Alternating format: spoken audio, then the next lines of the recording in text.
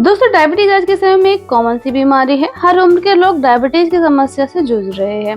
Diabetes के बारे में आपने काफी कुछ सुना होगा, लेकिन क्या आप जानते हैं कि टाइप 1 और टाइप 2 डायबिटीज में क्या अंतर है? दोनों के नाम सुनने में एक जैसे लगते हैं, लेकिन ये दोनों अलग तरह की बीमारियां हैं। इन दोनों के कारण भी अलग अलग होते हैं। तो आसान सी भाषा में कहें कि टाइप 1 डायबिटीज ज्यादा खतरनाक होती है टाइप 2 डायबिटीज से, और कम उम्र के लोग इससे ज्यादा प्रभावित होते हैं। अधिकतर ये बच्चों में होने के चांसेस इसके ज्यादा रहते हैं। तो आज के इस वीडियो में हम जानेंगे टाइप 1 डायबिटीज क्या होती है, टाइप 2 डायबिटीज क्या होती है, और किस तरीके से ये एक दूसरे से अलग है और इनके होने के क्या कारण होते हैं। तो चलिए वीडियो को करते हैं शुरू बिना किसी देरी के। तो सबसे पहले बात करेंगे डायबिटीज के कि आखिर डायबिटीज क्या होता है। तो दोस्तों, डायबिटीज एक पुरानी बीमारी है। ये हमारे शरीर में तब होती है जब हमारे ब्लड में ग्लूकोज का लेवल नॉर्मल से काफी ज्यादा बढ़ जाता है।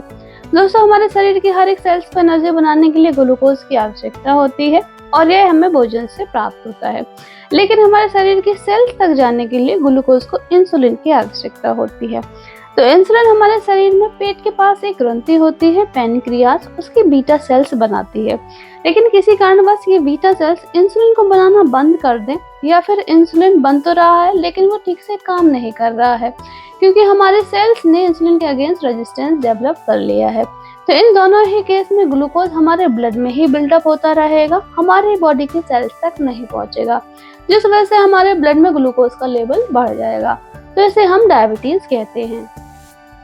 कुछ रिपोर्ट्स की माने तो टाइप 1 डायबिटीज हमारे इम्यून सिस्टम में कुछ प्रॉब्लम्स की वजह से होता है।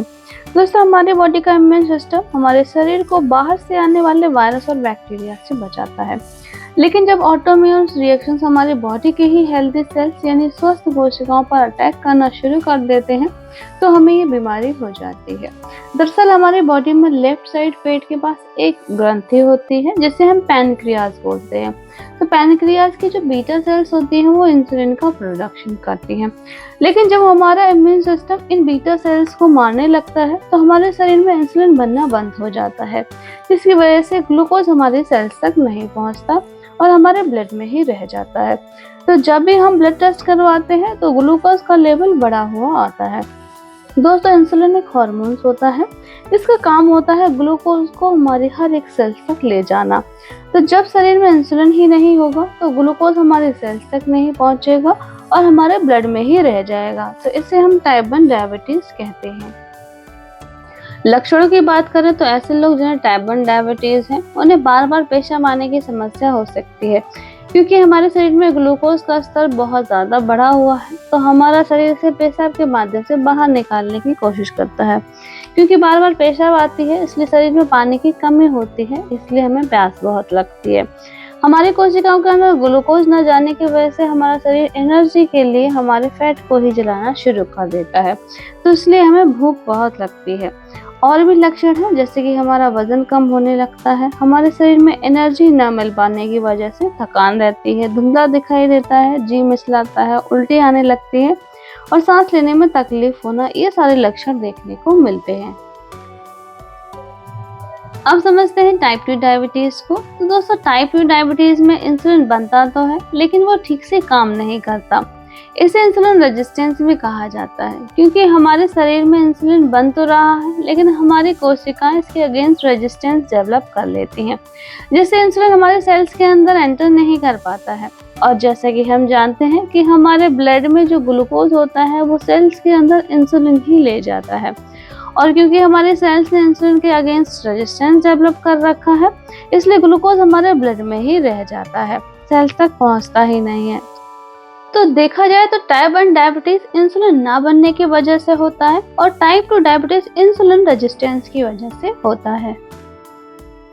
अगर हम टाइप 2 डायबिटीज के लक्षणों की बात करें तो बहुत ज्यादा प्यास लगना, पेशाब बार बार आना, थकान रहना, धुंधला दिखाई देना, धीरे धीरे वजन का कम होना, जल्दी जल्दी बीमारियां होना क्योंकि हमारी इम्यूनिटी वीक होने लगती है, घाव का धीरे भरना, त्वचा में खुजली होना, हाथों पैरों का सुन्न हो जाना, झुंझुनी होते रहना, इस तरह के कुछ लक्षण देखने को मिलते हैं टाइप 2 डायबिटीज में।